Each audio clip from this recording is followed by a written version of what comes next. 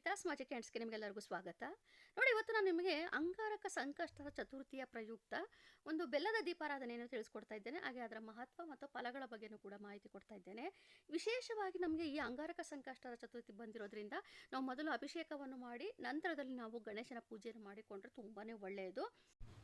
ನೋಡಿ, ಈಗಾಗಲೇ ನಾನು ನಿಮಗೆ ಮೋದಕದ ದೀಪಾರಾಧನೆ ಬಗ್ಗೆ ಮಾಹಿತಿ ಕೊಟ್ಟಿದ್ದೇನೆ. ಬತ್ತಿಯಿಂದ ನಾವು ಮೋದಕದ ರೀತಿಯಲ್ಲಿ ಮಾಡಿಕೊಂಡು ಯಾವ ರೀತಿ ಒಂದು ದೀಪಾರಾಧನೆ ಮಾಡಬೇಕು ಅಂತೇಳಿ ತುಂಬ ಸುಲಭವಾದ ರೀತಿಯಲ್ಲಿ ತಿಳಿಸ್ಕೊಟ್ಟಿದ್ದೇನೆ. ಹಾಗೆಯೇ ಈ ಬೆಲ್ಲದ ದೀಪಾರಾಧನೆಯೂ ಕೂಡ ಇವತ್ತು ತಿಳಿಸ್ಕೊಡ್ತಾ ಇದ್ದೇನೆ. ಈ ನಾನು ಲಾಸ್ಟ್ ಸರಿ ಅಂಗಾರಕ ಸಂಕಷ್ಟ ಚತುರ್ಥಿ ಬಂದಾಗ ತೆಂಗಿನಕಾಯಿ ದೀಪಾರಾಧನೆ ತಿಳಿಸ್ಕೊಟ್ಟಿದ್ದೆ. ಹಾಗಾಗಿ ಈ ಸರಿ ಬೆಲ್ಲದ ದೀಪಾರಾಧನೆ ತಿಳಿಸ್ಕೊಡ್ತಾ ಇದ್ದೇನೆ.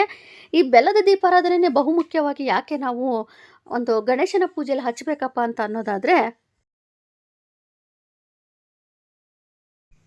ಈಗ ಗಣೇಶನಿಗೆ ಮೋದಕ ಅಂದರೆ ಎಷ್ಟು ಪ್ರಿಯ, ಅಷ್ಟೇ ಬೆಲ್ಲ ಅಂದರೂ ಕೂಡ ಇಷ್ಟವಾದದ್ದು. ಈಗ ನಾವು ಮೋದಕಕ್ಕೆ ಬೆಲ್ಲ ಮತ್ತು ಕಪ್ಪು ಎಳ್ಳನ್ನು ಹಾಕಿ ನಾವು ಮೋದಕ ಮಾಡಿದರೆ ತುಂಬಾ ಒಳ್ಳೆಯದು. ಹಾಗೆಯೇ ನೋಡಿ, ಬೆಲ್ಲಕ್ಕೆ ನಾವು ಮೊದಲು ಅರಿಶಿಣ ಕುಂಕುಮನ ಹಚ್ಚಿ ಸಿದ್ಧತೆ ಮಾಡಿಕೊಂಡು 2 ಬೆಲ್ಲದ ಅಚ್ಚನ್ನು ತೆಗೆದುಕೋಬೇಕು. ನಾನು 11 ಎಲೆಯನ್ನು ಇಟ್ಟಿದ್ದೇನೆ. 5 ಎಲೆಗೆ ನಾನು ಸ್ವಸ್ತಿಕ್ ಚಿಹ್ನೆಯನ್ನು ಬರೆದಿದ್ದೇನೆ. ಇನ್ನು ಮಿಕ್ಕಿರುವಂಥ 6 ಎಲೆಯಲ್ಲಿ ನಾನು ನಿಮಗೆ ಹಾಗೆಯೇ ಒಂದು ಶ್ರೀಗಂಧ ಹಚ್ಬಿಟ್ಟು ಅರಿಶಿಣ ಕುಂಕುಮ ಈ ರೀತಿ ಸ್ವಲ್ಪ ವಿಭಿನ್ನವಾಗಿ ಮಾಡೋಣ ಅಂತ ತಿಳಿಸ್ಕೊಟ್ಟಿದ್ದೇನೆ. ನಿಮಗೆ ಸಮಯವಿತ್ತು ಅಂತಂದರೆ ಅಷ್ಟೂ ಎಲೆಗಳಿಗೂ ಕೂಡ ನೀವು ಒಂದು ಸ್ವಸ್ತಿಕ್ ಚಿಹ್ನೆಯನ್ನು ಬರೆದು ನೀವು ಈ ದೀಪಾರಾಧನೆ ಮಾಡಬಹುದು. ಈ ದೀಪಾರಾಧನೆ ಮಾಡುವಂಥ ಸಂದರ್ಭದಲ್ಲಿ ಕೆಳಗೆ ಅಕ್ಕಿಯನ್ನು ಹಾಕಿ ನಂತರದಲ್ಲಿ 2 ಬೆಲ್ಲದ ಅಚ್ಚನ್ನು ಇಟ್ಟು ಆಮೇಲೆ ಅದಕ್ಕೆ ಅರಿಶಿಣ ಕುಂಕುಮವನ್ನು ಹಚ್ಚಿ ಹಾಗೆ ಗರಿಕೆಯಿಂದ ಅಲಂಕಾರ ಮಾಡಿ ನೀವು ಏನೇ ಒಂದು ಪೂಜೆ ಮಾಡಿದ್ರೂ ಕೂಡ ಗಣೇಶನಿಗೆ ನಾವು ಗರಿಕೆಯನ್ನು ಇಡಲೇಬೇಕು. ಗರಿಕೆ ಇಲ್ಲದೆ ಪೂಜೆ ಸಂಪೂರ್ಣ ಆಗೋದೇ ಇಲ್ಲ. ಪ್ರಸಾದ ಇಟ್ಟರೂ ಕೂಡ ಪ್ರಸಾದಕ್ಕೂ ಕೂಡ ನೀವು ಗರಿಕೆಯನ್ನು ಇಡಬೇಕು. ಅದನ್ನು ನಾವು ಗಮನದಲ್ಲಿ ಇಟ್ಕೋಬೇಕಾಗುತ್ತದೆ. ಆಮೇಲೆ ಅಭಿಷೇಕ ಮಾಡ್ತಿರಲ್ಲ ಆ ಒಂದು ಸಂದರ್ಭದಲ್ಲೂ ಕೂಡ ನೀವು ಗರಿಕೆಯನ್ನಿಟ್ಟು ಅಭಿಷೇಕ ಮಾಡಿ ತುಂಬಾ ಒಳ್ಳೆಯದು. ನೋಡಿ, ನಂತರದಲ್ಲಿ ಕೆಂಪು ಹೂ ಮತ್ತು ಗರಿಕೆಯಿಂದ ನಾನು ಅಲಂಕಾರ ಮಾಡ್ತಾ ಇದ್ದೇನೆ. ಹಾಗೆಯೇ ನಾವು ಯಾವ ಕಾರಣಕ್ಕೆಲ್ಲ ನಾವು ಈ ಒಂದು ಬೆಲ್ಲದ ದೀಪಾರಾಧನೆ ಮಾಡಬೇಕಪ್ಪ ಅಂತಂದರೆ, ನಮ್ಮಲ್ಲಿ ಒಂದು ಏನೇ ಒಂದು ವಿಘ್ನಗಳಿದ್ರು ಅಂತಂದರೆ, ಅಂದರೆ ನಾವು ಏನೋ ಒಂದು ಕೆಲಸ ಮಾಡಬೇಕು ಅಂದ್ಕೊಂಡಿರ್ತೀವೋ ಆಗ್ತಾನೆ ಇರೋದಿಲ್ಲ, ಆ ರೀತಿಯಾಗಿ ವಿಘ್ನ ನಿವಾರಣೆ ಮಾಡಿಕೊಳ್ಳುವಂಥದ್ದು. ಅದರ ಜೊತೆಯಲ್ಲಿ ಒಂದು ಮನಃಶಾಂತಿ ಹಾಗೆ ಕುಟುಂಬದ ಸುಖಕ್ಕೆ, ಅದರ ಜೊತೆಲಿ ಎಲ್ಲಕ್ಕಿಂತ ಹೆಚ್ಚಾಗಿ ಒಂದು ಮನೆಯಲ್ಲಿ ನಕಾರಾತ್ಮಕತೆ ಕಡಿಮೆ ಆಗಲು, ಅದ್ರಾಗೆ ಆಮೇಲೆ ವ್ಯಾಪಾರ ಪ್ರಗತಿ ಆಗಲು, ನೀವೇನೋ ಒಂದು ಬಿಸ್ನೆಸ್ ಮಾಡ್ತಾಯಿದ್ರೆ ಅದರ ಒಂದು ಪ್ರಗತಿ ಕಾಣೋದಕ್ಕೋಸ್ಕರ, ಆಮೇಲೆ ಸಾಲ ಬಾಧೆ, ಹಣದ ಸಮಸ್ಯೆ ನಿವಾರಣೆ ಮಾಡಲು, ಇಷ್ಟೆಲ್ಲ ಕಾರಣಗಳಿಗೂ ಕೂಡ ನೀವು ಗಣೇಶನಿಗೆ ಒಂದು ಬೆಲ್ಲದ ದೀಪಾರಾಧನೆ ಮಾಡಿದರೆ ಖಂಡಿತ ನಿವಾರಣೆ ಆಗುತ್ತದೆ. ಈಗಾಗಲೇ ನಿಮಗೆ ಗೊತ್ತಿರೋ ಹಾಗೆ ಗಣೇಶ ಅಂತಂದರೆ ವಿಘ್ನ ನಿವಾರಕ. ಹಾಗಾಗಿ ನಮಗೆ ಇವೆಲ್ಲ ವಿಘ್ನಗಳು ನಿವಾರಣೆ ಆಗಬೇಕು ಅಂತಂದರೆ ನಾವು ಈ ರೀತಿ ದೀಪಾರಾಧನೆ ಮಾಡ್ಬೋದು. ಹಾಗೆ ನೀವು ಬೆಲ್ಲದ ದೀಪಾರಾಧನೆಗೆ ತುಪ್ಪವನ್ನೇ ಬಳಸಬೇಕು. ತುಪ್ಪ ಬಿಟ್ಟು ಬೇರೆ ಏನನ್ನು ಸಹ ಹಾಕೋದಕ್ಕೆ ಹೋಗಬೇಡಿ. ಹಾಗಾಗಿ 2 ಬತ್ತಿಯನ್ನು ಒಂದು ಬತ್ತಿಯನ್ನಾಗಿ ಮಾಡಿ ನಾನು ಬೆಲ್ಲದ ಒಳಗೆ ನಾನು ಮೊದಲೇ ತುಪ್ಪದಲ್ಲಿ ನೆನೆಸಿ ಇಟ್ಟಿದ್ದೆ. ಆ ಒಂದು ಬತ್ತಿಯನ್ನು ಹಾಕ್ತಿದ್ದೇನೆ. ಈಗ ಅದರ ಮೇಲೆ ಕೂಡ ಸ್ವಲ್ಪ ಮಟ್ಟಿಗೆ ತುಪ್ಪವನ್ನು ಹಾಕಿ ಸಿದ್ಧತೆ ಮಾಡಿಕೊಳ್ತಾ ಇದ್ದೇನೆ.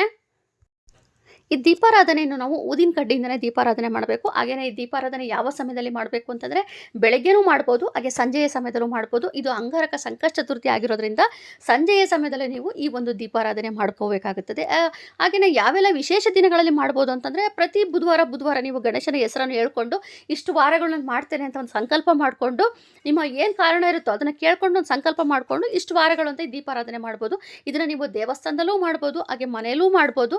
ತುಂಬ ವಿಶೇಷವಾಗಿ ನಮಗೆ ತುಂಬ ಸರಳವಾಗಿ ಮಾಡುವಂಥ ದೀಪಾರಾಧನೆ, ಹಾಗೆ ಫಲ ಕೊಡುವಂಥ ಒಂದು ದೀಪಾರಾಧನೆ ಅಂತಲೇ ಹೇಳಬಹುದು. ಅಥವಾ ಈಗ ನಿಮ್ಮ ಮಕ್ಕಳು ಪರೀಕ್ಷೆಗೆ ಹೋಗ್ತಾ ಇದ್ದಾರೆ, ಅಥವಾ ಒಂದು ಒಳ್ಳೆಯ ನೀವು ಜಾಬ್ ಒಂದು ಇಂಟರ್ವ್ಯೂಗೆ ಹೋಗ್ತಾ ಇದ್ದೀರಿ ಅನ್ನೋ ಒಂದು ಸಂದರ್ಭದಲ್ಲಿ ಈ ರೀತಿಯ ಗಣೇಶನಿಗೆ ಒಂದು ಸಂಕಲ್ಪ ಮಾಡಿಕೊಂಡು ಗರಿಕೆಯನ್ನು ಇಟ್ಟು 2 ಬೆಲ್ಲದ ದೀಪ ಹಚ್ಚಿಟ್ಬಿಟ್ಟು ಹೋಗಿ, ಖಂಡಿತ ನಿಮ್ಮ ಕೆಲಸ ಕೂಡ ಬೇಗನೆ ಈಡೇರ್ತಾ ಹೋಗುತ್ತದೆ. ಹಾಗೆ ನೋಡಿ, ನಾನೀಗ ಒಂದು ಹೊಸದಾಗಿ 2 ದೀಪ ತೋರಿಸ್ತಾ ಇದ್ದೇನೆ. ತುಂಬ ಚೆನ್ನಾಗಿದೆ, ಪುಟ್ ಅದ್ರ ಜೊತೆಲಿ 2 ಏನೋ ಪ್ಲೇಟನ್ನು ಸಹ ಬರುತ್ತೆ. ಹಾಗೆ 2 ಚಿಕ್ಕದ ದೀಪ, ಇದು ತುಪ್ಪದ ದೀಪ ಹಚ್ಚೋದಕ್ಕೆ ತುಂಬ ಚೆನ್ನಾಗಿರುತ್ತೆ. ಹಾಗಾಗಿ ಇದನ್ನು ತೆಗೆದುಕೊಂಡಿದ್ದರಿಂದ ನಾನು ನಿಮಗೆ ಇದನ್ನು ತಿಳಿಸ್ಕೊಡ್ತಾ ಇದ್ದೇನೆ. ಇತ್ತೀಚೆಗೆ ನಾನು ಪೂಜೆಗೆ ಏನೆಲ್ಲ ತೆಗೆದುಕೊಳ್ತೇನೋ ಅದನ್ನೆಲ್ಲ ನಿಮಗೆ ತೋರಿಸ್ತಾ ಇದ್ದೇನೆ. ನಿಮಗೆ ಅದು ಅವಶ್ಯಕತೆ ಬಿದ್ದರೆ ನೀವು ತೆಗೆದುಕೋಬೋದು, ಅಥವಾ ನೀವು ಲೋಕಲ್ ನಿಮ್ಮ ಶಾಪಲ್ಲೂ ಕೂಡ, ನೀವಿರುವಂಥ ಊರಿನಲ್ಲಿ ಕೂಡ ನೀವು ಪರ್ಚೇಸ್ ಮಾಡ್ಬೋದು.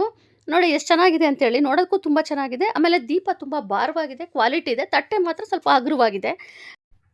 ನನಗೆ ಪರ್ಸನಲಿ ದೀಪಾರಾಧನೆ ಅಂತಂದರೆ ತುಂಬ ಪ್ರಿಯವಾದದ್ದು. ಹಾಗಾಗಿ ನಾನು ಆದಷ್ಟು ತುಂಬ ದೀಪಗಳನ್ನ ತೆಗೆದುಕೊಳ್ತಾನೆ ಇರ್ತೀನಿ. ಅದರಲ್ಲಿ ಇದು ಒಂದು ಕೂಡ ಹೌದು. ಹಾಗೆ ಇದಕ್ಕೆ ನಾನು ಕೊಟ್ಟಿರುವಂಥ ದುಡ್ಡು ಅಂದರೆ 214 ರೂಪಾಯಿಯನ್ನು ಕೊಟ್ಟಿದ್ದೇನೆ. ಇದು ಲಿಂಕನ್ನು ಸಹ ಹಾಕಿರ್ತಾರೆ, ಬಟ್ ನೀವು ಇರುವಂಥ ಊರಿನಲ್ಲಿ ನೀವು ನೋಡಿಕೊಂಡು ನೀವು ತೆಗೆದುಕೋಬೋದು. ಸೊ ಫ್ರೆಂಡ್ಸ್, ಇವತ್ತು ನಾನು ನಿಮಗೆ ತಿಳಿಸ್ಕೊಟ್ಟಿರುವಂಥ ಬೆಲ್ಲದ ದೀಪಾರಾಧನೆ ಹೇಗಿತ್ತು, ಹಾಗೆಯೇ ವಿಚಾರಗಳನ್ನು ಕೂಡ ತಿಳಿಸ್ಕೊಟ್ಟಿದ್ದೇನೆ. ಇವತ್ತಿನ ಒಂದು ದೀಪಾರಾಧನೆ ಹೇಗಿತ್ತು ಅಂತೇಳಿ ಒಂದು ಕಮೆಂಟ್ ಮಾಡೋದು ಮರಿಬೇಡಿ. ಹಾಗೆ ಲೈಕ್ ಮಾಡಿ, ಶೇರ್ ಮಾಡಿ, ಹಾಗೆಯೇ ಸಬ್ಸ್ಕ್ರೈಬ್ ಮಾಡ್ಕೊಳ್ಳಿ. Thank you.